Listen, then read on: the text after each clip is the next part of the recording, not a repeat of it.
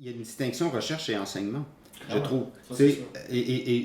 puis je pense que des contraintes à l'enseignement, on disait tantôt, exposer la matière, Ouais. exposer des points de vue idéologiques sur la matière, faire état peut-être de son point de vue sur la matière, mais en même temps sans vouloir C'est pas ce que t'as les c'est ça. convertir. Tu sais, c'est pas l'objectif premier, loin de là. Mais ça, peut-être qu'elle est moins touchée, cette liberté-là, que celle sur la La recherche. recherche. Peut-être, tout à fait. C'est tout à fait possible. Moi, c'est sûr que si tu me poses la question, mais j'ai dit, il ne faut pas poser la question au prof, donc il ne faudrait pas que je me la pose, mais si tu me la posais, Par moi, exemple. je dirais que je me sens assez libre dans ce que je fais, Oui. mais en même temps, j'ai l'impression des fois que je peux faire des choses qui vont un peu déranger. Mais tu Puis, te sens libre de le faire. je me sens libre Tu te poseras pas la question est-ce que je pourrais. Non. Est-ce que Non, pourrais- mais est-ce je que trouve je que pourrais la me question que je me pose souvent, c'est ça intéresse qui ce que je fais? Ouais, ouais. Et qui va être intéressé par ça? Et si à un moment donné, je me dis, il n'y a pas grand monde, ou en tout cas ceux qui vont être intéressés par ça, ils vont rien apprendre, Ouais. ils le savent déjà, je trouve pas que c'est pertinent de le faire. Tu sais, c'est pour ça que je disais, je trouve que la question de la pertinence, puis elle se justifie de toutes sortes de façons, mais celle-là, moi, je la trouve importante. Est-ce que c'est pertinent ce qu'on fait, mais après avoir défini évidemment ce que voulait dire être pertinent. Une fois que ça c'est fait, puis après ça, il y a qui sont nos publics, puis comment on va diffuser ça. Mais moi, je pense qu'il y a quand même une liberté qui est, Toujours présent.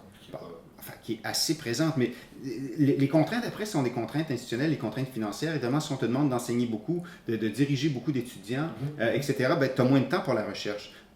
C'est sûr. Alors là, on t'a coincé. Je pense pas qu'il y ait un complot, mais on t'a coincé de cette façon-là, mais en même temps, il n'y a pas un complot. Si on Non, diminue le financement de la recherche, le financement des universités, ce que ça va faire, c'est que forcément. Nécessairement, les chercheurs vont moins chercher. Oui, Oui, c'est ça. Donc, forcément. on va écrire avec plus, ouais, c'est ça. Et on trouverait que c'est un scandale en sciences si on coupait les subventions de recherche et qu'on ne pouvait plus faire de recherche, par exemple en médecine, etc. Parce qu'on dirait qu'il y a de la recherche fondamentale qui se fait qu'on ne peut plus faire à cause des coupures. Mais on se poserait probablement moins la question en sciences sociales alors qu'on devrait. Je veux dire, il y a quelque chose là de montrer comment fonctionne la psychologie humaine, de montrer comment l'histoire se transforme, de montrer comment les gens agissent en société, de montrer les interactions. C'est aussi quelque chose d'excessivement fondamental dans une société. C'est sûr et certain, surtout que, on le dit, tout le monde le dit depuis 20 ans, la société change beaucoup. Mondialisation, la part du numérique, le fait qu'il y a les cultures qui voyagent et toutes les questions de diversité culturelle sont au centre de nos préoccupations quotidiennes.